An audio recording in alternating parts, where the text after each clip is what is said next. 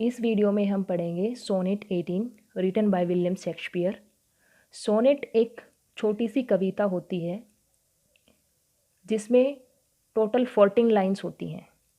इससे पहले एक वीडियो है जिसमें पूरा सोनेट के बारे में डिस्कस किया गया है, आप उस वीडियो को पक्का देखिएगा।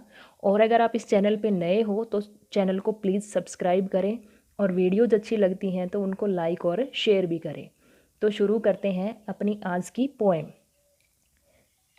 इस पोएम की विशेष बात क्या है, इसमें विलियम शेक्सपियर अपने दोस्त, उनके दोस्त का नाम है अर्ल ऑफ साउथहैम्पटन, इसकी खूबसूरती की तुलना गर्मी के एक दिन से करता है। अब आप सोचते होंगे कि गर्मी के एक दिन से तुलना क्यों की, कहाँ सुंदरता और कहाँ गर्मी का एक दिन।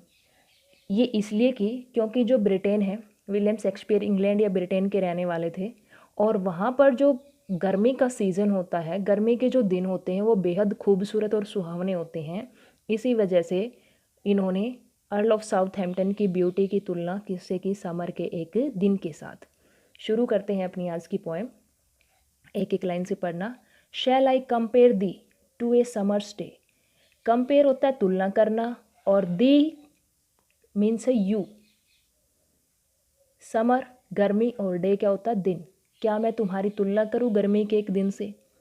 दाउ आर्ट, दाउ मीन्स है योर। ओल्ड इंग्लिश में योर को दाउ लिखा जाता था, यू को दी लिखा जाता था। Your art more lovely and more temperate. Art means है यहाँ पे ब्यूटी, सुंदरता। तुम्हारी सुंदरता मोर लवली, और भी ज़्यादा प्यारी है, एंड मोर टेम्परेट। टेम्परेट का मतलब मौसम के हिसाब से तो होता है परफेक्ट टेम्परेचर, लेकिन यहाँ पर बात हम मौसम की ना करके खूबसूरती की कर रहे हैं, ब्यूटी की कर रहे हैं। तो यहाँ पे टेम्परेट का मतलब होगा अट्रैक्टिव, आकर्षक। यहाँ पे जो पॉइंट है वो कहना चाहता है कि तुम्हारी जो खूबसूरती है, ब्यूटी है, वो गर्मी के दिन से भी ज़्यादा प्यारी है और गर्मी के दिन से भी ज़्यादा आकर्षक है। क्यों, वो ये सारे रीज़न आगे बताएगा। Rough winds do shake the darling birds of May. Rough होती हैं तेज़ और विंड्स होती हैं हवाएं।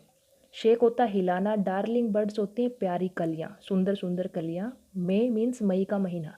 मई महीने में खिलने वाली जो सुंदर सुंदर कलियाँ हैं उनको भी तेज चलने वाली हवाएं हिला देती हैं, उनको नीचे गिरा देती हैं या तोड़ देती हैं। And summer's lease hath all too short a date. Summer होता है गर्मी का सीज़न और लीज होती है अवधि।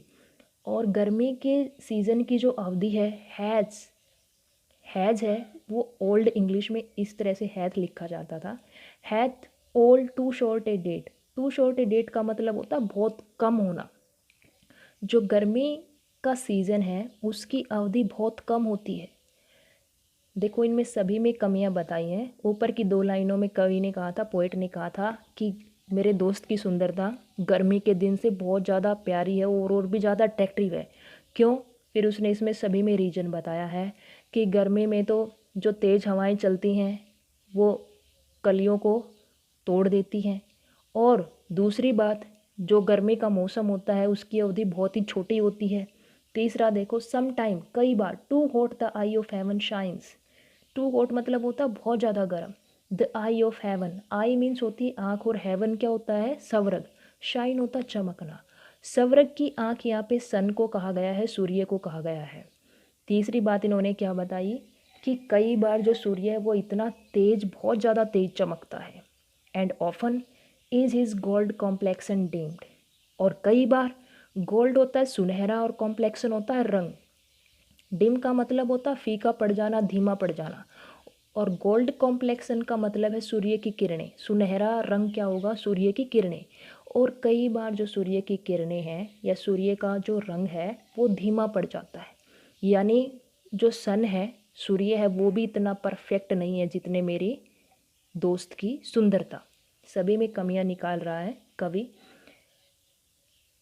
इस लाइन में तो बिल्कुल ही बहुत अच्छी लाइन है। और ये and every fair from fair sometimes declines. Fair का मतलब है सुंदर वस्तु। एवरी मीन्स होता है प्रत्येक, and every fair from fair sometimes declines. Declines means होता है धीरे धीरे ख़त्म हो जाना। और सुंदर से सुंदर वस्तु भी कई बार धीरे धीरे ख़त्म हो जाती है। बाई चांस, अपने आप। और नेचर्स चेंजिंग कोर्स, या फिर या तो अपने आप ख़त्म हो जाती है और नहीं तो नेचर्स चेंजिंग कोर्स, नेचर की एक प्रोसेस होती है, नेचर का एक कोर्स होता है, कोर्स का मतलब होता है प्रोसेस, प्रक्रिया, और नेचर का जो कोर्स है वो क्या होता है, चेंज होने का। जो प्रकृति है उसमें हमेशा बदलाव होता रहता है। ये हम भी देख सकते हैं कि हमारे चारों तरफ जो चीज़ें हैं वो धीरे धीरे करके चेंज हो जाती हैं, या फिर या तो वो चीज़ें अपने आप धीरे धीरे करके ख़त्म हो जाते हैं, या फिर जो नेचर का एक नियम होता है बदलने का उससे हो जाती है अनट्रिम्ड। अनट्रिम्ड होता है अपनी सुंदरता खो देना, भद्दा हो जाना, या उससे वो चीज़ें अपनी सुंदरता खो देती हैं और भद्दी हो जाती हैं। बट परंतु दाई, दाई मीन्स योर, दाई मीन्स क्या है, योर, तुम्हारी। एटर्नल, एटर्नल होता है अनंत, एटर्नल क्या होता है, अनंत, अमर भी कह सकते हो।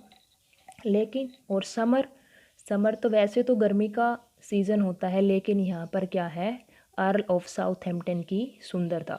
लेकिन तुम्हारी सुंदरता है वो क्या है, अनंत है, वो कभी ख़त्म नहीं होगी। एटर्नल होता है जो कभी ख़त्म ही ना हो। बट दाई एटर्नल समर, लेकिन तुम्हारी जो सुंदरता है वो अनंत है, अमर रहेगी, कभी ख़त्म नहीं होगी। शैल नॉट फेड, फेड का मतलब होता है फीका पड़ना, धीमा पड़ना। तुम्हारी अनंत सुंदरता कभी भी फीकी नहीं पड़ेगी, कभी भी फेड नहीं होगी।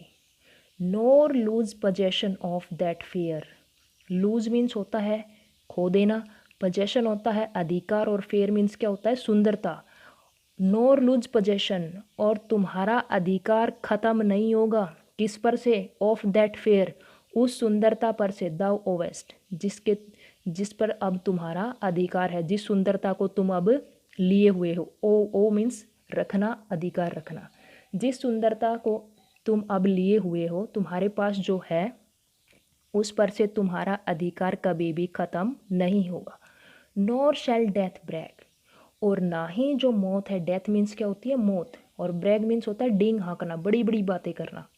और ना ही मौत है वो ये डींग हाँक सकती है, ये इतनी बड़ी बात कह सकती है, कौन सी, दाउ वॉन्डरेस्ट इन हिज शेड, शेड होती है छाया, कि तुम भी उसकी छाया में ही घूमते हो। यानी मौत ने तुम्हारी सुंदरता को ख़त्म कर दिया, ये बात डेथ नहीं कह सकती, मौत नहीं कह सकती।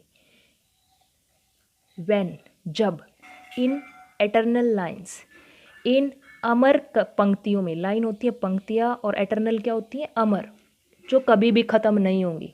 जब इन अमर पंक्तियों में, टू टाइम दाउ ग्रोस्ट, जब इन अमर पंक्तियों में समय के साथ तुम आगे बढ़ते जाओगे, ग्रो मीन्स होता है आगे बढ़ते जाना।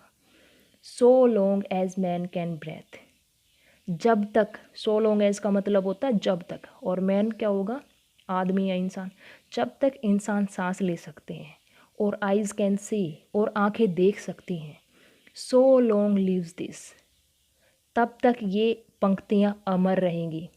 यहाँ पे एटर्नल लाइंस किसको कहा गया है, एटर्नल लाइंस यहाँ पे कवि ने अपनी कविताओं को कहा है, अपनी पोइट्री को कहा है, कि मेरी कविताएं, जो मेरी कविताएं हैं उनमें मैं तुम्हारी खूबसूरती का वर्णन करूँगा, और ये खूबसूरती तुम्हारी जैसे जैसे टाइम आगे बढ़ता जाएगा, मेरी कविताएं पढ़ी जाएंगी, और उसके साथ साथ तुम भी, और तुम्हारी सुंदरता आगे बढ़ती जाएगी। जब तक इंसान या आदमी सांस लेते हैं, जब तक आंखें देख सकती हैं, सो लॉन्ग लिव्स दिस, तब तक मेरी कविताएं पढ़ी जाएंगी। And this gives life to thee, और ये मेरी कविताएं हैं, ये तुम्हारी सुंदरता को जीवन देंगी, लाइफ देंगी। तो ये थी अपनी पोएम सोनेट 18।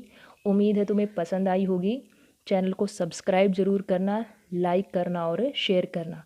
नेक्स्ट वीडियो में इसमें देखेंगे फिगर ऑफ स्पीच कौन कौन से हैं और इसका क्वेश्चंस।